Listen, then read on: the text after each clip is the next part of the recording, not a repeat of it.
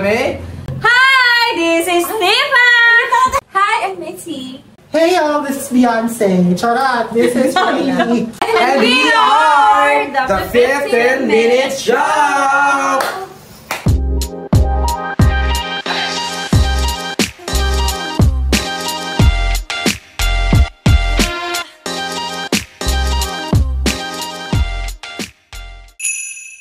So ayun, ano pag-uusapan natin for today's video? Oh, loko! Ano ba, ti?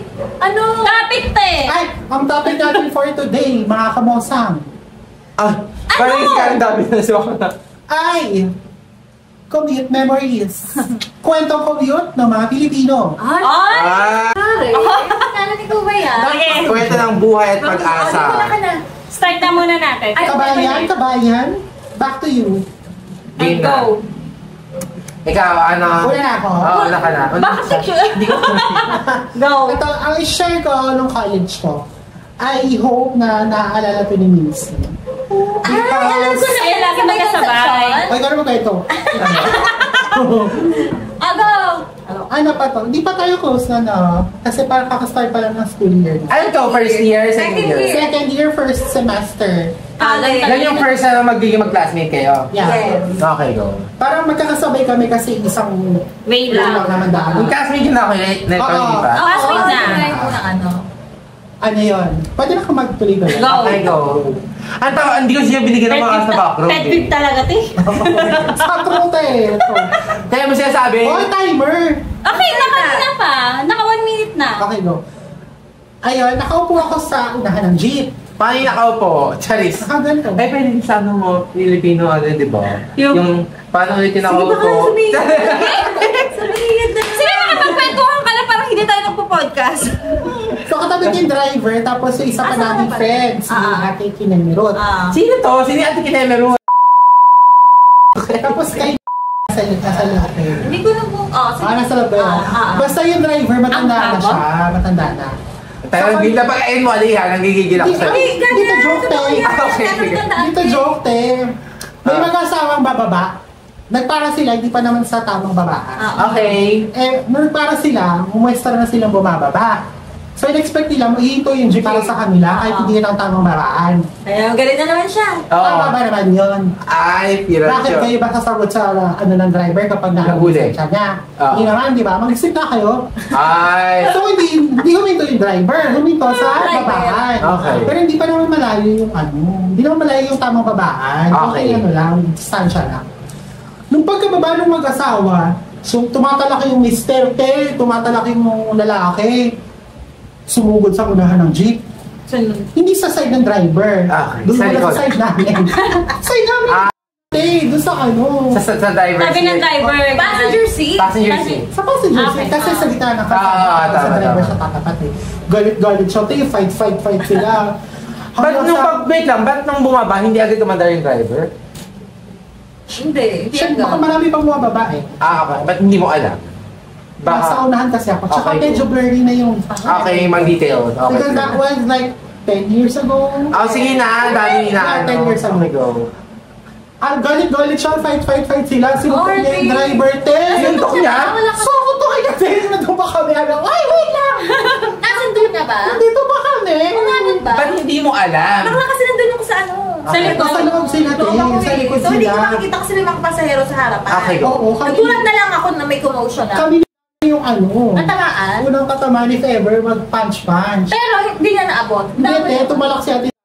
Kuya, ano ba? Nandito pa kami, Ano sabi niya? Hanggang sa bumaba na kami, hindi ko na matandaan kung nasuntok niya talaga yung driver. Pero, bumatak si kuya. Hindi bumaba kami. At dahil mahirap lang kami, mga estudyante pa kami, talagang kinuha namin yung bahay. Hindi, Ginansel yung trip? Yes. Kasi Tinabi niya sa may mga driver talaga na binabalik kapag ka may commotion na. Pero kasi, nakakawa yung driver. Pero bilang mahirap lang din kami talaga, kaya paano hindi ko kinuha? Hindi Di mo lang nakuha. Kami Hindi ko kinuha nakuha. namin. Kasi parang nagpanik na ako. Ano nga? Pero Kasi nakakatakot siya, parang if you remember. may traffic enforcer na lumapit Oo. Kaya, kaya hindi siya yung nag-cancel ng trip. Pero ang Yung binubutok ng traffic butsi nung enforcer. Hindi sila pinababa. At saka buti ka maano. Kasi na sila eh. Kumbaga, di ba? kumbaga paano Kumbaga na na yung driver.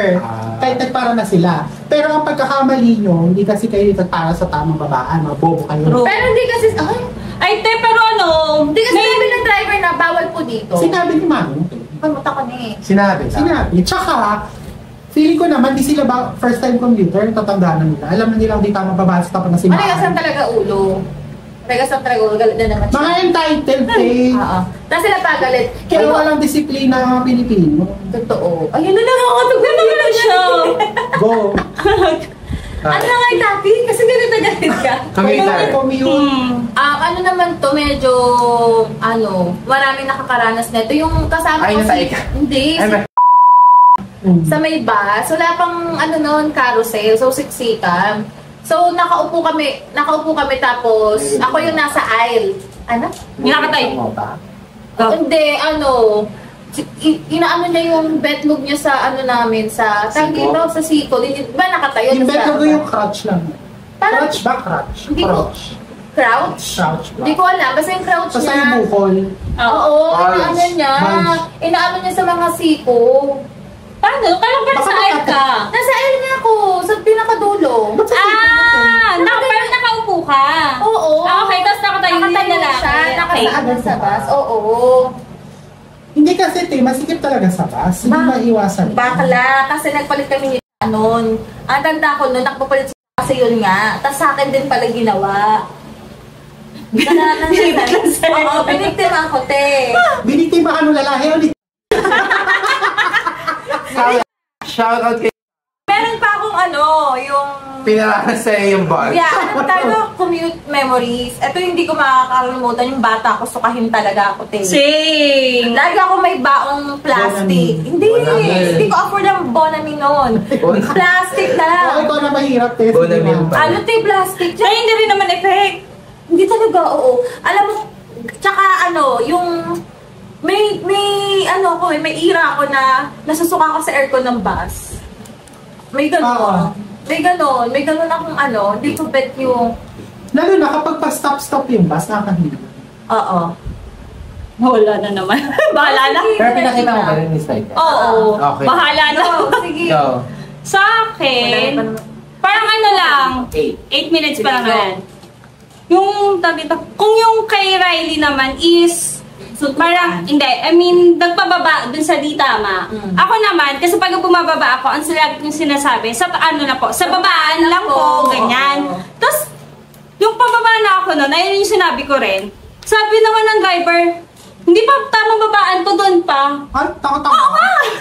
Tapos, bumaba ka na? hindi, yung pagkasabi ko na sa babaan lang po, ang sabi ng driver sa akin, galit pa siya. Hindi pa tamang babaan to, doon pa. Baka Alam mo ba, yung mga pasahero din, is napatingin na lang din. Tapos naririnig ko bumubulong, look, sabi pa nga sa akin, so tama naman sinabi mo sa babaan naman, hindi ka naman papababa agad, diba? So hindi naman lahat talaga na driver is mabubuting tatay. May iba talaga, bad trip talaga. Ang gagawin ng gano'n sa ruting tao. So talagang... Hindi, yung iba kasi talaga, dinadala yung init ang ulo talaga. Yung mga ganun talaga. Kasero. True. Doon ako natapat. Pero which is okay lang kasi, sa akin naman kape yung pasahero. Kasi alam na lang tama yung sinabi ko. Tapos meron pang isa na, sabi dito, nag-apply ako dun sa Makati. First time ko na mag-apply, tapos parang first time ko lang din na doon na ako magtrabaho ng malayo. Na nakapag-decide na gusto ko ng malayong trabaho na. Hindi, nag-decide akong mag-apply ng malayo. May itry lang. Kasi lahat ng work is malalapit lang eh. Go. Yung pagkapa... Ay, napagod. Alam mo yung pagkapunta ko, okay naman. Smooth na pa. Parang, sige, sabi ko, almost 2 hours. Sabi ko, wala pang 2 hours. hours, nakarating na ako sa destination. Kasi no orasan ko kung ferry ko. 2 hours. Sige, almost. Mga 1.5 ganyan. Sige, pwede na ganyan. Kasi pag uwi ko, umaambon, hanggang sa umulan na talaga na medyo malakas. Ay, ang tagal kong nakasakay. Hindi pa rush hour. Anong oras? Siguro mga 4 pa lang noon. Gaga? Rush hour na ba yun? Ang alam ko si 5 na eh. Parash na lang. Parash. Pero kasi hindi pa ako kasabay na mga nag-uwi ang empleyado or estudyante. Oo, hindi pa. Umaambon na walang masyadong bus na nag-ano. Kaya may nadaan. Basta sa Makati, yun sa may RCBC banda. Paseo. Paseo ba? Tama na? Basta doon siya banda. Tapos, yung nakasakay na ako, okay na, mabuti nakaupo pa ako kasi parang medyo konti pa lang nakasakay doon sa bus. Yung siguro mga 3 hours. 3 hours ako nakauwi sa bahay kasi nag-traffic dahil na rin sa ulan, tapos sumabay pa sa rush hour. Sabi ko, ay, hindi ko to kakayanin. So, hindi na ako nag-apply din sa although hindi na rin naman ako tinawagan. Hindi na rin naman ako tinawagan din sa in-applyan ko. At the same time, hindi na rin ako naghanap ng work na malayo talaga. Kaya sabi ko doon lang ako sa mga 30 minutes na biyahe. Go na ako doon. O kaya isang sakayan lang. O kaya ako pwede dalawa. Basta sulit lang. Hindi siya pinaka So, ayun. So, ngayon tuloy, work from home na ako. Sinong paano yung commute ang Siguro magko-commute na lang ako kapag magta-travel. Ganon. Pero sa work, no. Go, Ame. Sa akin, siguro yung sa nabibiktim ako nung na... Ha? Badurungod? Hindi naman. Siguro yung parang ako na nababastos. Oy! Paano ka nababastos? Natawa siya kasi Gawa niya naman yan. Ang life experience, hindi fantasy. May pakita lang tita eh? Hindi, kasi hindi na to yun, parang lalo na sa ako, nagtatrabaho ako sa Rustans. Kanina ka pa dyan? Matitagtagan mo yung Rustan, naiingit na ako. Makinig mo na kasi kayo. Gumenta ako sa Rustans noon. Tapos, ayun, parati siyang parang, gagano to yun. Sige na. Go na. Kwento mo yan eh. Wag na nga. Bida ka dyan. Go na. Wag na, iba na lang. Siguro isa may pan. Yung UV Express? UV Express, very weird experience ko lang siya. Like yung first time ko sasakay doon. Hindi mo alam yung paano. Tapos paano siya isara. Tapos nandun ako sa likod. Kasi as much as possible, gusto ko sana yung lagi ako na unang sumakay. Kasi parang pinakadulo, ganon. Okay lang sa kaya magkakot ng bahay. Pero pag andun na yan, ako na lang parang kulang. So, okay pa sarado na yan. Ako, alam mo? Huwag naman kasi Oo, hindi ko alam. Nakaka-pressure ko yung first time ko na, alam mo, isipin mo, paano ko ba? Shit, paano ito makasama? Tapos yung driver, huwag naman masyadong lakasan yung magsara, mahal yung boundary dito eh. Talaga ba? Sa akin pag ako naman nagsasara, lagi sinasabi, pakilakasan para mag-lock. Tapos, alam mo, din-experience ko pala yan sa UV. Yan ang isa sa mga trauma ko, yung malapit na ako. Sino magbubukas nito? Hindi ako marunong. Tapos habang bumabayan, nakabingin ka lang, iniisip mo kung paano mabubuksan. Tapos pag may bumababa, tinitignan mo kung paano niya binuksan. Hindi ko pa rin mag-guess kung paano ko ba. Tapos, tapos kada saan pa nakasakay na ako ulit. Pagsakay ko sa panibagong, iba naman yung style. So parang, hindi nakatulog yung nangyari last time. Oo, iba naman. May pag-ganon. Tapos parang may tutulak.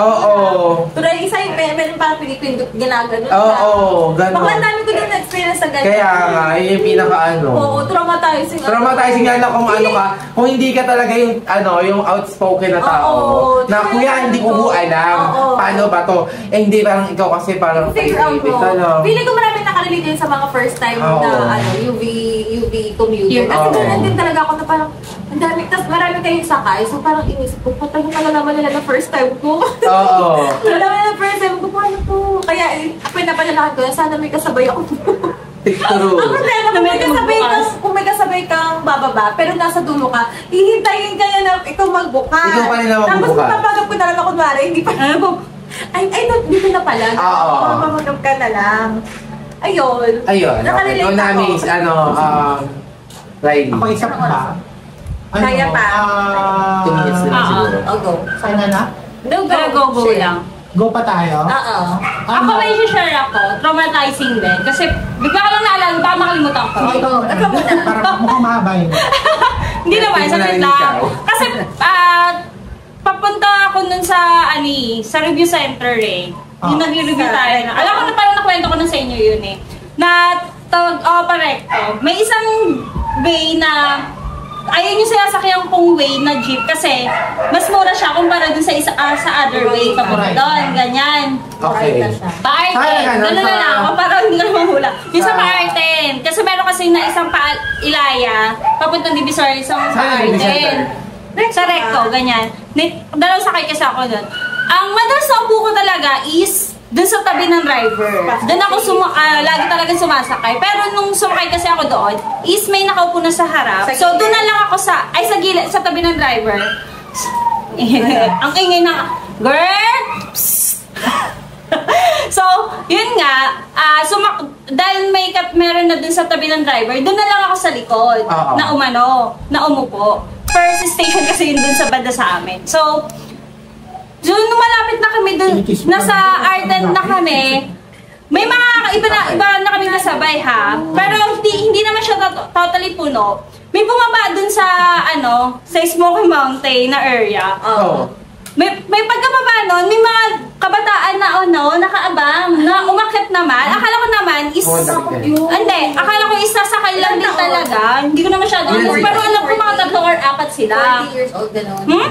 Siguro mga ganong edad. Kasi makikita mo bata pa talaga. Tapos, akala ko simpleng aakyat lang sila para ganyan. Kasi hindi. Pagka akyat nila dun sa bungad, mabuti na lang din talaga, hindi ako dun sa pinakadulo ng jeep. Dun sa Marami kayo, pasahan. Siguro na 6 nga lang kami, ganyan Basta pag akyat nilang ganyan, kung sino yung nandun sa unahan, yung bag, hablot girl. Mabuti na lang yung nakapara yung jeep? Nakapara kasi may bumaba. Mabuti na lang yung bumaba doon, is taga doon din. So nagawa niya yung nahablot na bag ng babae, is naagaw niya dun sa bata. Kasi yung bumaba is medyo matanda na rin. Siguro nasa 30s. Ganyan. Wait lang, girl. Di ba yung sa okay na nabawi. Although napigtas yung bag niya, shoulder bag yun, ganyan. Doon kami nakapokus. Doon sa may babaan, sa may likod. Yung pala, doon sa tabi ng driver, meron din. Yung nakaupo doon, yun? Ba't hindi nandun ng driver? Balik. Nagulat din. Kasi syempre may pababa din kasi na pasahero. Sobrang bilis. Nagagay mo siya, sobrang bilis din. Tapos yung di ba tapos na yung commotion doon sa may likod. Pag tingin namin sa harap, may isang yung pasahero doon, inano na ng kutsilyo. Hindi na siya sinaksak, tinutukan. Tapos, loob ng jeep. Hindi, sa tabi ng driver. Na pasahero. Di ba nasa likod na ako, na driver. Akala ko kasi nasa passenger. Nasa likod na. Usually doon daw siya sumasakay. Pero that time. Hindi ka nakikinig. Doon yung nakaupo doon sa may passenger seat. Is natutukan ng kutsilyo, tapos, wala, di nakuha yung buong bag. Binigay niya, kasi kung hindi, saksak. Yung driver? Wala, hindi siya na kasi doon lang sa side ng ilang taon? Basta parang mga 16. Umaga? Hapon? Siguro mga tanghali. Ganyan. Mga ganong oras. Saan ba na? Sa may Smoky Mountain nga. Sa Arden. Saan? Pwede ko yan. Bakla, hindi ko alam kung Smoky Mountain. Hindi ko kasi alam kung saan yung Smoky Sa Arden nga. Tapos sinasabi ko. Saan mo yung Arden? Hindi, basta search mo mamaya. Search mo mamaya. Sa wala rin. Todo? Saan ba? Di ba hindi ko alam? Pero ang in fairness naman dun sa driver, isang ginawa is binaba na lang din yung nakuhaan ng bag dun sa may police station, dun sa may Tondo. Para makapag-report. Tapos binigyan niya na lang din ng pera pamasahe. Hindi ka nakuhanan? Hindi. Kasi binaso? Nasa likod na kasi talaga ako ng driver. Kasi eto driver, nandito ako. So hindi ka kita dun sa bintana? Or... Hindi sila nang hablo sa bintana, di ba? Kung eto yung Akala kayo content engineer in Macy, nagigigil ako.